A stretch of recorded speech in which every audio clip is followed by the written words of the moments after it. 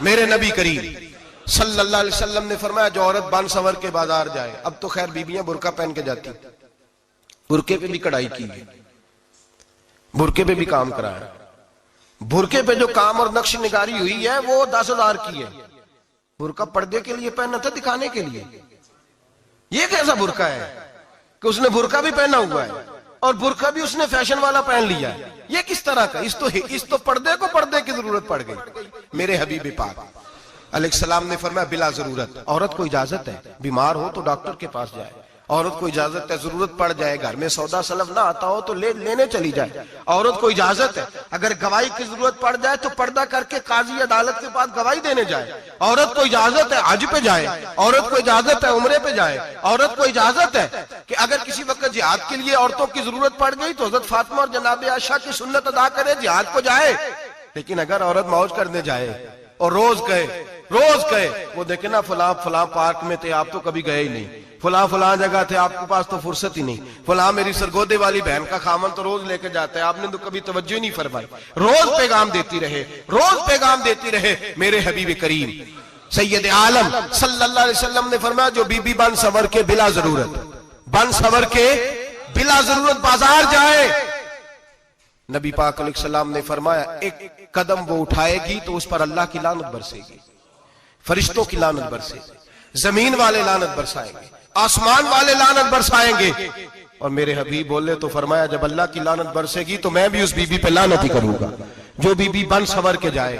اور آگے سن لیں، میرے حبیب نے فرمایا اگر اس کا خامد راضی ہو اس کے بن سور کے بازار جانے پہ، آپ ناراض ہو جائیں، اللہ کرے اس بات پہ ہو ہی جائیں اور اللہ کرے بدل جائے نظام، جو خامد خود میک اپ کرا کے تیار کرا کے پارٹی میں لے کر کے جائے، جو سامنے والی فرنٹ سیٹ پہ خود بغیر نقاب کے اس کو بٹھائے، جو موٹر سائیکل کی پشت پہ خود تیار کرا کے بٹھائے اور جو خود کہے تو چلی جانا جا، تو شادی بھی تو دیکھا، فلاں کام بھی تو کرا، میں آزاد ہوں۔ میرے حبیب نے فرمایا جس کی بیوی بن سور کے جائے، جس کی بیوی میک اپ کر کے جائے، چیلم پہ بھی بیوٹی پارلر سے ہو کے جاتی ہے، جس کی بیوی بن سور کے نکلے وہ راضی ہو، وہ خوش ہو۔ بعض ایسے منع کرتے ہیں، ناراض ہوتے ہیں، وہ گناہ صرف عورت کے ذمے ہے، لیکن اگر عورت بن سور کے نکل رہی ہے اور خامد راضی ہے، وہ کہتا ہے ہاں ہم ماڈرن ہیں، ہم جدید دور کے ہیں، ہاں جدت اسی کا نام ہے، ہاں پھر لوگوں کو پتا کیسے چلے گا ہمارے پاس پیسے ہیں، کیسے پتا چلے گا کہ 3 گاڑیاں ایک ابا جی کے پاس ہے، ایک بیٹی کے پاس ہے، ایک بیوی کے پاس ہے، کیسے پتا چلے گا کہ ہم بہت تعلقات والے ہیں، ابا جی فلاں شادی پہ، بیٹی فلاں گھر میں اور بیوی فلاں گھر چلی گئی، ہمارے تعلقات زیادہ ہیں اس لیے ہمیں زیادہ جانا پڑتا ہے۔ میرے حبیب کریم علیہ السلام نے فرمایا عورت بن سور کے جائے، خامد راضی ہو، وہ جتنے قدم اٹھائے گی اتنے ہی اپنے خامد کے لیے جہنم میں مکان تعمیر کرے گی۔ فرمایا اس کے خامد کے لیے اتنے مکان دوزخ میں تیار ہو گئے، وہ جلایا جائے گا، وہ تپایا جائے گا، وہ جہنم کی آگ کا ایندھن بنے گا۔ اور میں نے شاید آپ کو درجنوں بار حدیث سنائی ہو، میرے کریم رسول نے فرمایا بی بی ایک ہوگی پر 4 آدمیوں کو جہنم میں لے کے جائے گی۔ یا رسول اللہ کس کو؟ فرمایا باپ نے پردے کا نہیں کہا تو باپ بھی دوزخ میں جائے گا، اگر بھائی نے پردے کا نہیں کہا تو وہ بھی دوزخ میں جائے گا، شوہر نے پردہ نہیں کرایا تو وہ بھی جہنم میں جائے گا، وہ بیٹا جو کہتا تھا نا 1.25 لاکھ کا موبائل لینا ہے تو اماں نے گھر کے اندر شور ڈال دیا، مجبور کیا خامن کو لے کر کے دیا، اس بیٹے سے پوچھا جائے گا تو ساری ضدیں اماں سے منواتا تھا، یہ تو نے کیوں نہیں کہا پردہ کر لے؟ اور اب تو بی بی ذرا 40 سال کی ہوتی ہے تو کہتے ہیں میری خیر ہے میں بوڑھی ہو گئی ہوں، میری خیر ہے، روٹیاں ساری کھاتی ہوں باقی سارے کاموں میں جوانوں کی طرح ہوں، پردہ نہیں میں نے کرنا، میری خیر ہے، فلانا تو میرے بیٹے کی طرح۔ ظلم کی حد ہے، ظلم کی حد۔ کزن ایک دوسرے سے ہاتھ ملاتے، کزن وہ کس مصیبت کا نام ہے؟ کہتے ہیں یہ بھائی ہے، او بھائی یہ بھائی ہوتا تو اس سے نکاح ناجائز ہوتا، اب چونکہ اللہ نے اس کے ساتھ نکاح کو حرام رکھا ہے تو یہ تمہارا بھائی ہو سکتا؟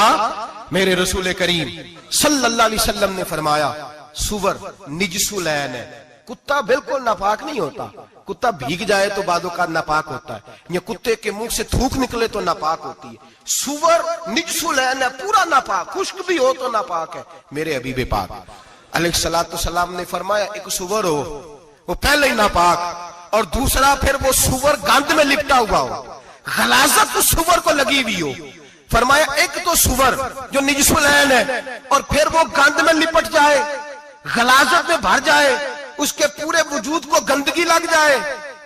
فرمایا وہ سور گندگی اور غلاظت میں لپٹا ہوا تیرے جسم سے لگ جائے تو اتنا برا نہیں جتنا غیر محرم عورت کا وجود تیرے وجود سے لگ جائے تو برا ہے.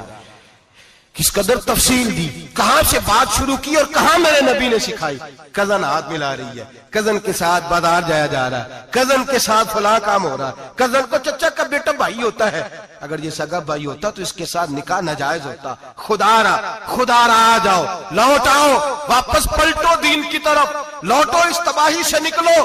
یہ جو آگ ہے, یہ جو بے سکونی ہے, یہ جو تماشا ہے, یہ لاکھوں کمانے کے باوجود جو بے برکتی ہے, یہ بڑی بڑی فوجوں کے باوجود جو روز میتیں اٹھتی ہیں, یہ جو روز جنازے پڑے جاتے ہیں, یہ جو روز بیٹیاں بیوہ ہوتی ہیں, یہ جو روز ماؤں کے سہاگ لٹتے ہیں, یہ ہماری نافرمانیاں ہیں. ہم دین کے معاملے میں ہم لوگوں نے نرمی شروع کر دی ہے. ہم اللہ اور اس کے رسول سے بغاوت کرنے لگے ہیں. میرے حبیب کریم سید عالم نور مجسم شفیع معظم صلی اللہ علیہ وسلم نے فرمایا زنا صرف شرمگاہ کا نہیں ہوتا. حضور نے فرمایا آنکھیں بھی زانی ہوتی ہیں, کان بھی زانی ہوتے ہیں, زبان بھی زانی ہوتی ہے. بخاری مسلم دونوں میں موجود ہے. صحابہ نے عرض کی حضور زبان کیسے زانی ہوتی ہے؟ فرمایا جو نماز کے باوجود گند بولتا ہے, غلیظ گفتگو کرتا ہے, وہ زبان کا زانی ہے.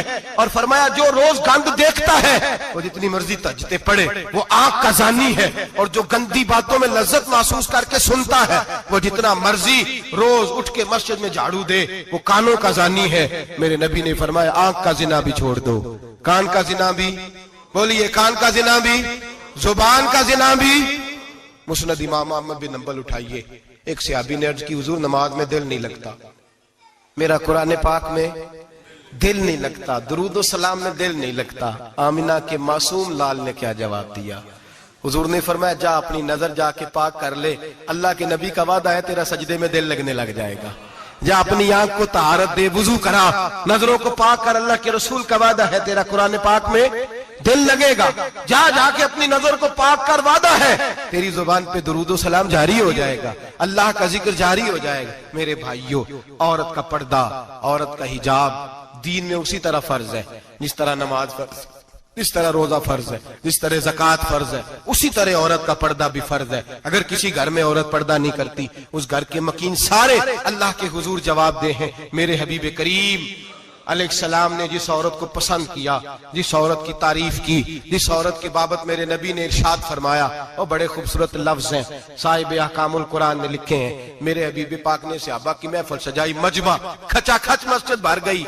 حضور نے فرمایا بول کے بتاؤ خیر النساء کون سی ہے, عورتوں میں سب سے اچھی بی بی کون سی ہے, بول کر کے بتاؤ. حضرت صدیق اکبر سے لے کر مولا علی تک, حضرت علی سے لے کر جناب بلال تک, حضرت سلمان فارسی سے لے کر عبداللہ مزنی تک بھرا پڑا ہے مجمع. حضور نے فرمایا بولو سب سے اچھی عورت کون ہوتی ہے؟ ایک صحابی کہنے لگے حضور جس کی نماز قضا نہ ہوئی ہو. فرمایا وہ بھی اچھی ہے پر تم میری مراد کو نہیں پہنچے. ایک نے کہا حضور جو خامد کی تابع دار ہو. فرمایا وہ بھی اچھی ہے پر تم میری مراد کو نہیں پہنچے. ایک صحابی نے کہا یا رسول اللہ جو پاک دامن ہو. حضور نے فرمایا تم میری مراد کو. حضرت علی فرماتے ہیں جب سب کے جواب غلط ہو گئے تو میں, قد میرا چھوٹا تھا, میں پیچھے بیٹھا تھا, میں گردن جھکا کے پیچھے سے نکل گیا. سیدہ طیبہ طاہرہ حضرت فاطمہ الزہرا رضی اللہ تعالی فرماتے ہیں بی بی صاحب کے پاس پہنچا. میں نے کہا فاطمہ حضور نے سوال کیا ہے. تو حضرت فاطمہ بھی گویا مسکرا کے کہنے لگی علم کے شہر کے دروازے تو آپ ہی ہیں, تو آپ یہاں آ گئے. کہا حضور نے سوال کیا ہے اور مجھ سے لے کر ابو بکر عمر عثمان غنی تمام کو کسی کو جواب نہیں آیا. حضور نے پوچھا بہترین عورت کون ہوتی ہے, بہترین خیر النساء, بہترین بی بی کون ہوتی ہے؟ تو حضرت سیدہ فاطمہ کہنے لگی علی بڑی سادی سی بات تھی, سمجھ نہیں آئی.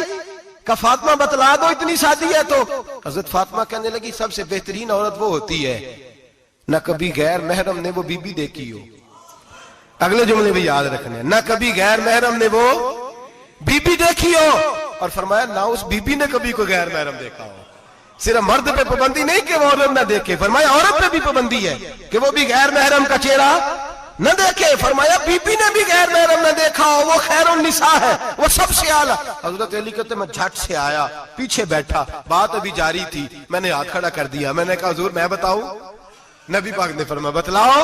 تو کہتے میں نے کہا حضور بہترین بی بی وہ ہوتی ہے جس نے نہ کبھی غیر محرم دیکھا ہو اور نہ غیر محرم نے کبھی اسے دیکھا ہو. علی فرماتے ہیں میں نے جواب دیا تو میرے رسول کی آنکھوں میں آنسو آ گئے. حضور روئے اور فرماتے ہنستے مسکراتے اچانک صحابہ کے آنسو برسنے لگے. مجمع پہ کیف سا طاری ہو گیا, آنکھیں برسنے لگی. ہم لوگ حضور کے رونے پر سکتے میں آ گئے. نظر اٹھائی تو جواب تو میں نے دیا تھا, تعریف میری ہونی چاہیے تھی, شاباش مجھے ملنی چاہیے تھی. میرے حبیب نے رو کے آنسو پوچھ کے فرمایا میں تمہیں کہتا نہیں الفاطمہ تو بدعۃ منی, فاطمہ واقعی میرے جگر کا ٹکڑا ہے, فاطمہ میرے وجود کا حصہ ہے, میں تمہیں کہتا نہیں رہتا. کہا فاطمہ میرے جگر کا ٹکڑا ہے. حضرت علی فرماتے ہیں صحابہ میری طرف دیکھنے لگے اور کہنے لگے علی جواب تو دے, شاباش بی بی صاحبہ کو ملے. تو کہتے ہیں میں نے کہا حضور روئے ہیں تو آنسو میرے بھی چھلک ہی پڑے ہیں. فرمانے لگے لفظ میرے ہیں پر سوچ اس بیٹی کے ہے جس کی تربیت محمد عربی نے فرمائی ہے.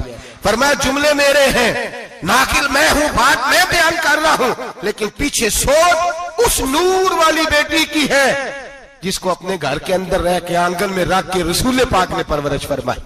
حضرت فاطمہ فرماتی ہیں حضرت علی میرے پاس دوڑے آئے اور کہنے لگے فاطمہ چل مسجد, پتہ نہیں حضور کو کیا ہو گیا ہے. حضور رو رو کے بحال ہو گئے اور حضور حجرے میں رو رہے ہیں اور ہچکیوں کی آواز مسجد میں آ رہی ہے. چل ذرا چل کے حضور کی بات دیکھ کیا ہوا ہے, ہماری تو طاقت نہیں اندر جانے کی. سیدہ طیبہ طاہرہ حضرت فاطمہ جھٹ سے پردہ اوڑا, حاضر خدمت ہوئی, اندر گئیں. کہتی ہیں حضور کے کندھے پہ ہاتھ رکھا تو محبوب بیٹی کے ہاتھ کی ٹھنڈک محسوس کی, سر سجدے سے اٹھایا. فرمایا فاطمہ آ گئی ہو؟ حضور آئی. فرمایا چل بیٹی تو بھی ہاتھ اٹھا اور میری امت کی بیٹیوں کے لیے دعا مانگ.